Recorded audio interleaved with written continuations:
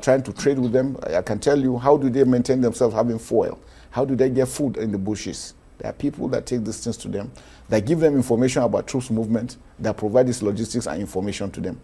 If Nigerians decide today, communities that have decided not to support them are free.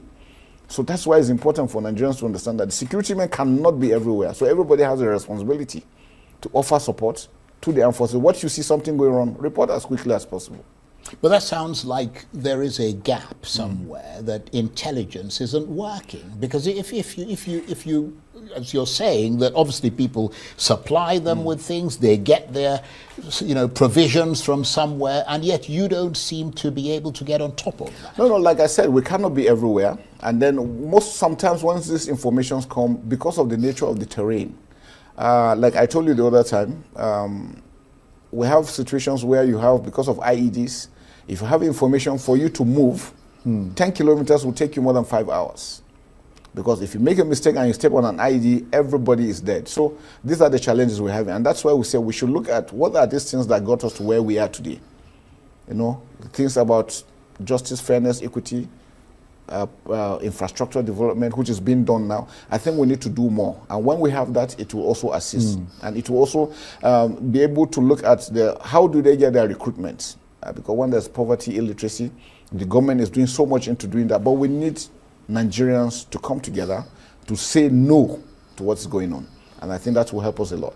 And I remember you've made this point before, but it sounds like your assessment is that Nigeria's security challenge is not so much primarily a military problem. It's also become a governance, intelligence, and social crisis that guns alone cannot solve. That's what I'm saying, because of the iceberg of the kinetic and the non-kinetic. The kinetic aspect cannot solve all the problems. It will only provide an enabling environment for all other aspects to take place. And I think that's very critical. We mentioned the issue of our borders. Efforts are being made to, and that's why we are going to extend more with our relationship with Niger, Chad, Cameroon, Benin Republic now, because they are equally beginning to face a similar issue. I think on a general term is for us to understand that what is going on now is a world challenge. It's a challenge that's challenging the entire world. And just like the way ISIS started and the entire world came together to defeat ISIS, look at what's happening in Mozambique. Look at Burkina Faso, look at Mali, look at Nigeria and other countries. So it's something that we all must come together to work against what's going on. Now, US President Donald Trump threatened to go into Nigeria, guns are blazing. That's become a bit of a cliche now. How seriously does Nigeria's defense establishment take such statements, keeping in mind that in the past, Mr. Trump has seemed to step back from actions and then taken those actions? Yeah, well, I think the rhetoric was overblown. There's nothing happening like guns are blazing. Nigeria is a sovereign country. Whatever we did, whatever happened or whatever is going to happen, we have that collaboration working together jointly. I can tell Nigerians clearly that whatever it is that an American is doing in Nigeria or is going to do in Nigeria will have to be together, discussed, planned, executed together.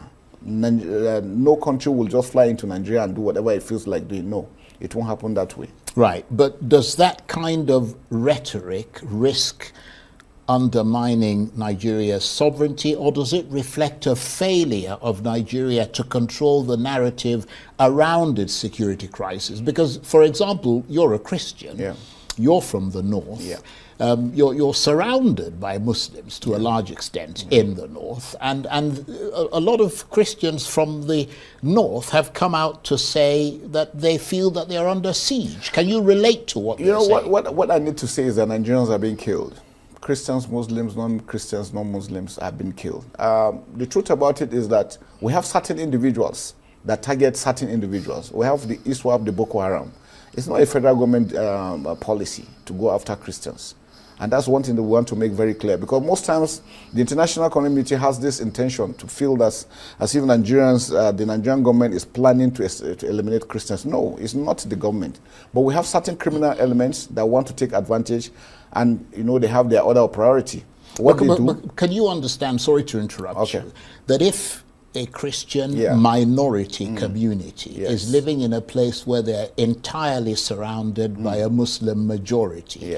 The state in which they live is a Sharia state.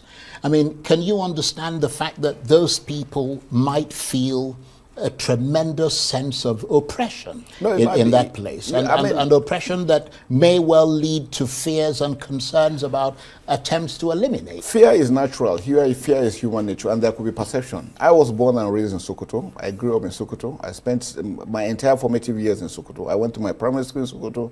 My secondary school, it was going to Nigerian Defense Academy that I left Sokoto. Naturally, people will have felt, but I had one of the best upbringings in life because Sokoto was wonderful. I'm still very proud of growing up in Sokoto. Some other communities, and it's not only for the Christians. The same thing with the Muslims too. Wherever they are, and there's probably a large population of Christians, they probably might also feel that sense of fear. Fear is natural. If you give birth to a kid today and you put him in the dark, he gets scared. Fear is natural, and perceptions are there. We know that there are issues in Nigeria about religion, how we view religion, and I really don't understand why we take it so much. Sometimes I think we're taking it to the extreme, both religions. But I think we're getting it better. We're getting to understand each other. And we need to also make the international community understand that Nigerians are being killed, and it's important for the killings to be stopped. And that's the effort the federal government is doing. And anybody coming to support us, that is what we tell them. Nigerians are being killed. We want Nigerians to stop being killed. And let's be clear that both Christians and Muslims are being killed. We're all victims. Now, I'm sure you know that Nigeria is now lobbying aggressively in Washington over security and these religious violence narratives. From a defense standpoint, is this about protecting this country's national image or preventing foreign intervention? No, I think it's to protect. Now everything is about the media. I mean, the media is very powerful, and perception, like I said, is always very dangerous. Internationally, there's this growing belief, because we have certain individuals that have consistently gone to Congress to say that Nigeria is a failed state, Nigeria is failing, we need help from outside. And not knowing that the more they do that, the more they put the country in bad light. And that's why when you carry your green passport and you go, individuals look at you and view and say, look at this guy coming from Nigeria. When, this issue, I can tell you for free, just before entering the studio, I have a friend who just came in from Brazil. Before coming, the impression they gave him was, if he comes to Nigeria, they are shooting everywhere, you can't move. And he came in and he couldn't believe what he saw. Remember last year we also hosted the African Military Games. We had about 22 African countries that participated. Again, late last year we had the Chief of Defense Staff Summit. Over 25 Chiefs of Defense Staff from African countries came. And all of them, when they came, they said, look, in the press what they saw is that Nigeria is dangerous and it's not a place to go.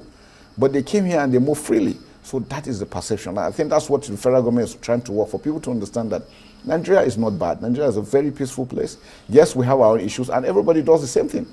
There is no country in the world that is peaceful. You heard about the Modi attack in Australia. Australia is presumed to be very peaceful. But some individuals took up arms and killed a number of people. Yeah, but that's a very rare occurrence. But it happens, and people are killed. The problem in this country is that you might say to a foreigner, oh yeah, you can move around inside Abuja metropolis. No. But what if they ventured out of town? What if they wanted to drive off to somewhere? They wouldn't be safe. I spoke to a number of people. They drove from here to Sokoto, drove from here to Zaria, to Funtua, to Jos. Nothing. Foreigners? Yes. But they had enormous security. Escort. No, not at all. Well, I'd be astonished. Yes. And I wouldn't advise anybody to do that. No, well, again, that's part of the perception we're talking about. Well, let me move on from there, because you recently warned individuals, you say support or sympathize with terrorists, referring to figures like Sheikh Gumi.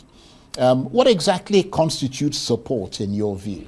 Support, if you encourage them one way or the other, by support, telling them that what they are doing is right and that the government is wrong, and that they are victims, that's why they are reacting. No, a criminal is a criminal, and anybody who supports a criminal to us is a criminal.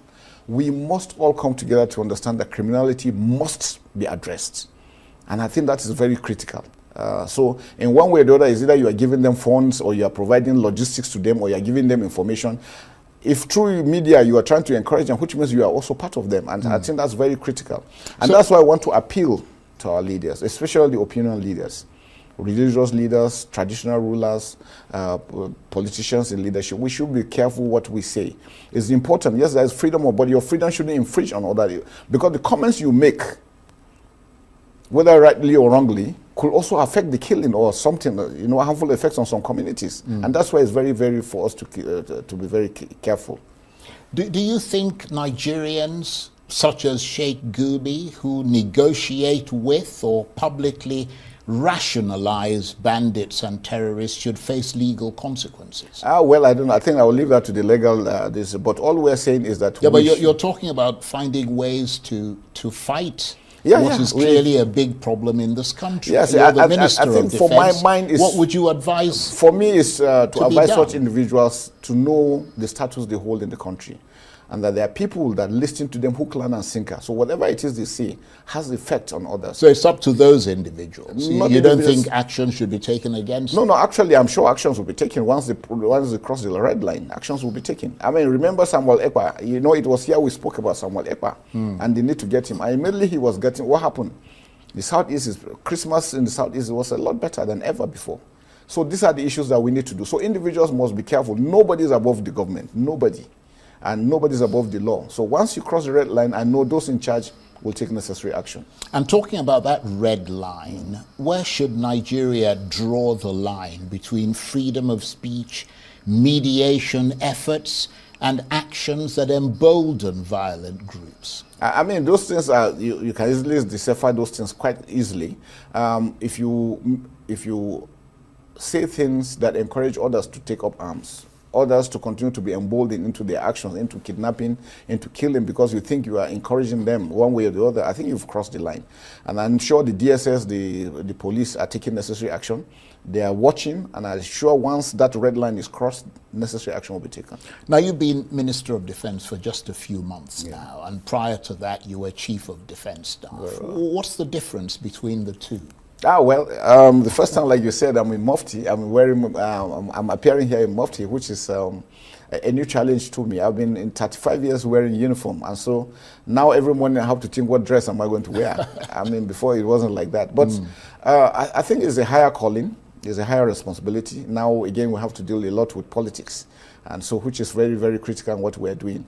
For the armed forces, we already know what the challenges are. We know what to do and all these things. And I'm happy with the service chiefs, the CDS and the service chiefs. So we're working hand in hand, including all the security agencies. We're going to reach out to everyone that's a stakeholder in Nigeria to know that you have a role to play and that we need you to be on the table so that we can have peace.